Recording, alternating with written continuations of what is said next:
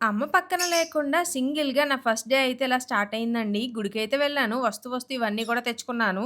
ఇప్పటి వరకు నా లైఫ్‌లో ఒక రూ. 10 పట్టుకెళ్ళి ఒక నిమ్మకాయ కూడా కొని తెచ్చింది లేదండి. నా లైఫ్ అలా సాగిపోయిందంతే. ఫస్ట్ టైమ్ ఇలా ఇవన్నీ కొని తెచ్చాను.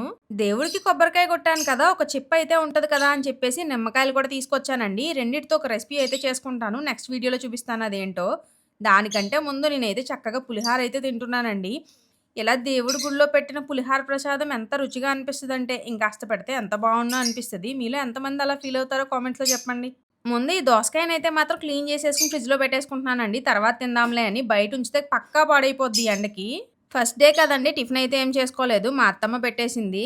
వాస్తవానికి నేను అమ్మమ్మ, అత్తమ్మ వాళ్ళ దగ్గర తినేయొచ్చు. కానీ అమ్మ ఊరెళ్తూ నాకొక మాట చెప్పింది. "ఎవ్వరిని ఇబ్బంది పెట్టొద్దు. ప్రతి పని నువ్వే చూసుకో. ఎవ్వరిని ఏమి అడగొద్దు" అని. ఎందుకమ్మా అంటే, "నీకు ప్రతి విషయం ఎలా ఉండాలి? ఏంటి? కష్టమొస్తే ఏంటి? సుఖమంటే ఏంటి? అన్నీ తెలుస్తాయి. నేను చెప్పినట్టు ప్రతీదీ నువ్వే చేసుకోవడానికి ట్రై చెయి" అని చెప్పింది. సో, సరే అమ్మ అని చెప్పేసి ప్రతీదీ నేనే ట్రై చేద్దామని చెప్పేసయితే ఫిక్స్ అయ్యాను. ఈ రోజుకైతే టిఫిన్ తినేసి ఇలా అయితే అయిపోయిందండి. నెక్స్ట్ వీడియోలో నేనేం చేసుకున్నానో అన్నీ కూడా మీతో షేర్ చేసుకుంటాను.